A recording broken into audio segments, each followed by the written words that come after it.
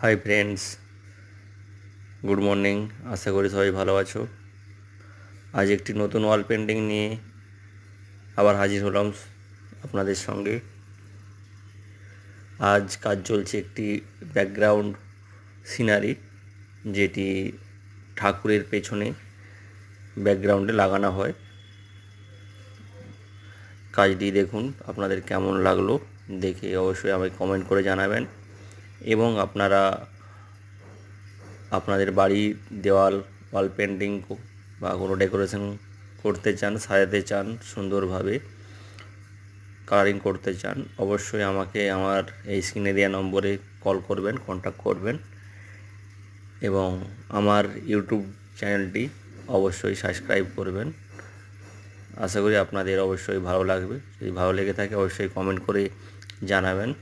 Okay, by, tata.